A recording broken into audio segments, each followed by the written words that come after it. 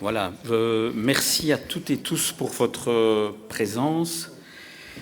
Je vais me présenter, je m'appelle Frédéric Hainaut, je suis le secrétaire général de Solidaris Wallonie pour le territoire de Namur et il me revient l'honneur de présenter les différents intervenants pour cette conférence de presse. Donc la personne qui va me succéder est Mme Goossens, qui est députée provinciale, dont les compétences sont la santé, ainsi que l'enseignement, entre autres, l'enseignement supérieur de plein exercice et de promotion sociale, un secteur bien chahuté pour l'instant, si on peut dire. J'aurai ensuite l'occasion de vous présenter le projet Signes Digital Pro dans son ensemble. Il y aura ensuite Valérie Devos qui viendra vous nous parler de l'optimisation des apports humains de ce projet Signes Digital Pro.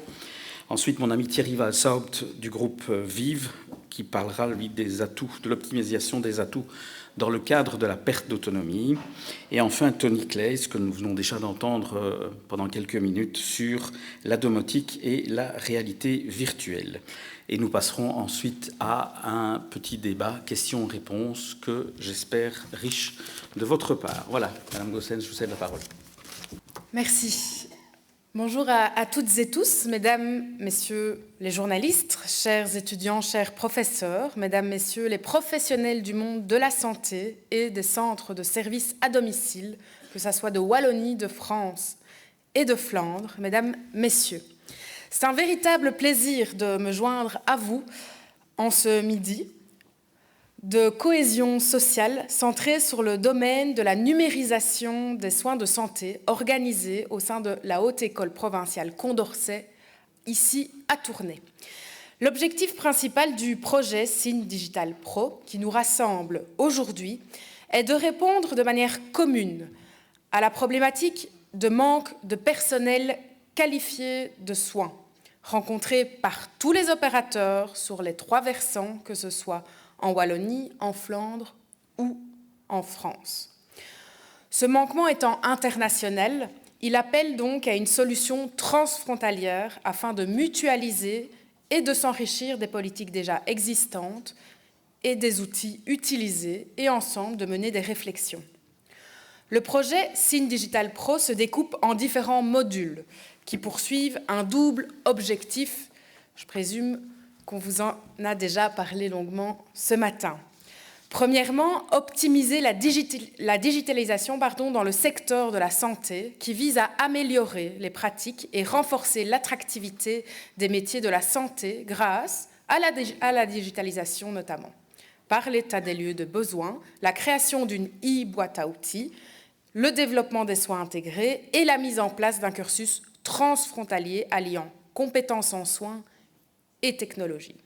Des job days seront d'ailleurs organisés pour attirer de nouveaux talents parmi nous. Deuxièmement, prévenir et accompagner les personnes en perte d'autonomie et particulièrement se concentrer sur le soutien aux professionnels travaillant auprès des personnes en perte d'autonomie. Différentes actions seront menées, comme la diffusion de l'application iCop de l'OMS, la création d'une e-plateforme pour les professionnels et les aidants proches, la co-construction d'un appartement thérapeutique numérique et la création d'outils de simulation pour la formation, favorisant ainsi un parcours transfrontalier des soins intégré et innovant. Des séminaires avec les professionnels pour favoriser le partage d'expériences. Enfin, le projet Signes Digital Pro sera jalonné de plusieurs séminaires transfrontaliers à destination des professionnels, comme je vous le disais, de la santé. Ils permettront d'informer, d'échanger et de partager les expériences de chacun. Chaque séminaire fera donc l'objet d'un livre blanc reprenant les informations données par les orateurs, les échanges entre tous les participants et enrichis de recommandations. Voilà donc un projet ambitieux et je suis ravie que ce dernier soit organisé et porté par la Haute École provinciale Condorcet. Merci. Voilà, donc je vais un peu vous présenter ce que sont un peu les projets Interreg. Et notre mutualité Solidaris Wallonie est évidemment active depuis très longues années, et le territoire de Namur que je représente également, puisqu'on a déjà une solide expérience de projet Interreg via le projet COSERDO, qui était un projet relatif à la perte d'autonomie et notamment le retour à domicile sur le côté français, qui s'est réalisé il y a quelques années. Notre objectif, l'objectif d'Interreg est un des principaux instruments de l'Union européenne et qui soutient la coopération transfrontalière par le financement, entre autres, de projets de cohésion. Le terme cohésion, c'est un terme que j'aime beaucoup parce qu'aujourd'hui, cette cohésion et cette mutualisation, elle est souvent remise en cause dans des politiques que l'on pratique de plus en plus dans l'Union européenne, ainsi que dans nos pays, tant en France qu'en Belgique. Son objectif à Interreg, c'est de relever ensemble des défis communs et trouver des solutions partagées dans des domaines tels que la santé, l'environnement, la recherche, l'éducation, les transports, etc., etc. Et ce projet de digitalisation est évidemment éminemment important, puisque aujourd'hui, qui ne peut pas dire qu'il n'est pas concerné par la digitalisation, puisqu'elle nous accompagne finalement de la naissance à la mort. Et le nier, ce ne serait pas une erreur, ce serait une faute de nier cette implication de l'intelligence artificielle dans nos vies aujourd'hui et dans la digitalisation de celle-ci. Et le programme de coopération territoriale européenne Interreg France Wallonie-Vlaanderen s'inscrit dans une volonté de favoriser des échanges. C'était aussi un très beau mot de la langue française. Les échanges transfrontaliers entre les régions Hauts-de-France, Grand Est, la Wallonie, la Flandre orientale ainsi que la Flandre occidentale. Notre projet s'inscrit autour de l'axe soutenir la cohésion sanitaire, sociale, culturelle et touristique du territoire. La culture, lien essentiel entre les peuples, est aussi un instrument de santé et un instrument d'intégration dans la société. Ce ne sont pas des budgets très minces, ce sont des budgets très intéressants que l'Union européenne investit dans le cadre de ce projet SIN Digital Pro. On est quand même à un montant total de près de 2 860 000 euros et avec un budget FEDER de 1 700 000 euros sur une durée de 48 mois et qui a été initié déjà depuis le mois d'octobre de l'année passée. Alors, les opérateurs financés sont, et je m'aperçois que j'oublie de passer les dias, voilà, Solidaris Wallonie comme chef de file, OZ Consulting via Thierry Vermeeren qu'on a déjà eu l'occasion d'écouter ce matin, Solidaris Mutualité UNMS, la CSD de Mons-Wallonie-Picarde, la Haute École où nous trouvons aujourd'hui provinciale Hainaut Condorcet, qui nous accueille aujourd'hui dans ses locaux et que je remercie de nous accueillir aujourd'hui, le Centre hospitalier de Wallonie-Picarde, la Renaissance sanitaire, l'hôpital Villers-Saint-Denis, le groupe Vive UMG et la Hogeschool Vive Nord avec notre ami Tony Claes. Et les opérateurs associés sont l'Observatoire franco-belge de la santé, la province de Namur, l'Agence wallonne pour la santé et la protection sociale du handicap et des familles, donc l'AVIC, l'Agence régionale de santé des Hauts-de-France, le centre hospitalier Epicura, qui est représenté ici par mon collègue Sébastien Choquet, la Fédération des centres de services à domicile, le centre hospitalier du Quesnoy, le centre hospitalier de Maubeuge, le centre hospitalier de Fellery-Lessy, le centre de rééducation de la Rougeville et enfin l'Union régionale des mutualités françaises des Hauts-de-France. Et donc ce projet, comme je le disais, va étudier l'impact de la digitalisation dans le secteur de la santé et l'émergence, comme on a déjà eu l'occasion d'en discuter longuement ce matin dans les débats, des métiers liés aux évolutions technologiques. Je vais passer donc la parole à Valérie qui va nous expliquer l'apport humain dans le cadre de ces programme. Donc moi je vais vous présenter le module 3, donc le module 3 dont la CSD est chef de file. Et donc ce module a pour objectif de réfléchir à l'évolution et à l'attractivité des métiers de la santé à travers la digitalisation, en tenant compte donc de la formation initiale et continue, des outils digitaux existants et des besoins concrets des professionnels. Alors, qu'est-ce qu'on a déjà fait dans ce module? Donc, on a fait un état des lieux, on a analysé les pratiques digitales internes à notre CSD et chez les autres partenaires participants au projet Interreg. On a identifié des outils digitaux déjà utilisés dans le secteur de la santé. On a créé des personas pour mieux comprendre les utilisateurs finaux. Et on a créé un questionnaire qui est en ligne et que je vous invite évidemment à compléter. Donc je vais passer la parole à Thierry pour le module 4.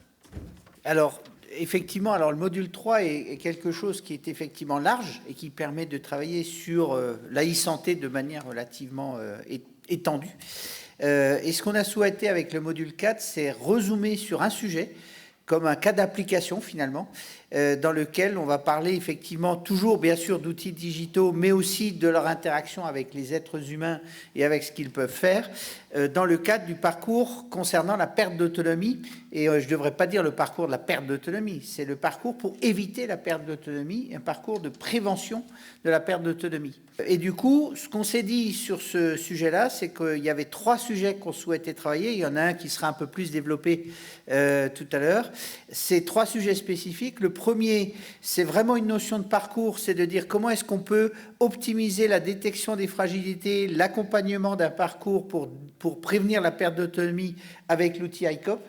Ça implique effectivement à la fois de la coopération, mais ça implique aussi effectivement l'utilisation d'outils digitaux ou d'outils numériques. On est en train de commencer à travailler dessus, mais je pense qu'il y a énormément à faire. Le deuxième élément qui nous a paru intéressant, c'est de travailler, parce qu'on s'est rendu compte qu'il y en avait dans les 3 versants, c'est des appartements thérapeutiques. Alors, quand on dit appartements thérapeutiques, leur utilisation peut être diverse. Ça peut être pour former les professionnels, ça peut aussi être pour simuler des choses, ça peut aussi être pour accompagner des gens qui ne savent pas comment équiper leur logement parce qu'ils sont en début de perte d'autonomie, mais c'est vraiment cette idée de travailler sur les appartements. Et puis, 3e sujet, de travailler sur la réalité virtuelle comme outil d'appui pour les professionnels et pour les patients.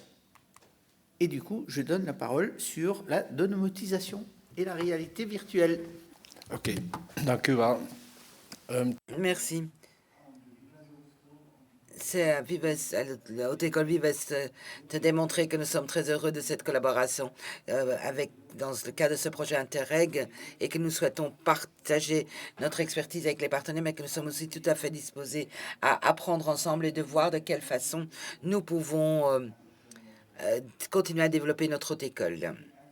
Je parle vraiment du point de vue enseignement, où les étudiants et les professionnels, et ainsi que d'autres invités qui sont intéressés par une formation, donc de travailler avec, pour relever ces défis justement. Un des exemples que nous donnons, c'est le Zorglab.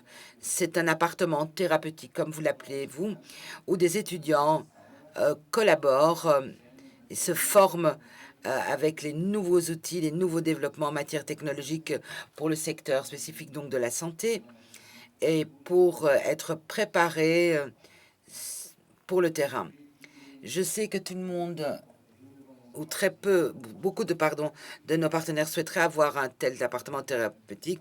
Je suis tout à fait disposée à collaborer avec vous pour continuer le développement de ceci. Mis à part l'appartement thérapeutique, il est peut-être aussi intéressant de dire que nous disposons également d'une pièce d'expérience, FLAG, ça s'appelle, où les étudiants peuvent travailler en virtualité avec la réalité virtuelle et apprendre donc à utiliser ces outils. On m'a demandé quand même de vous annoncer que nous avons une page Facebook. Vous êtes tous les bienvenus sur cette page où vous allez pouvoir voir nos derniers développements et les mises à jour de notre projet, et que nous avons aussi une page LinkedIn. Et vous êtes tout à fait les bienvenus, évidemment, également, pour visiter ces pages. Je vous remercie.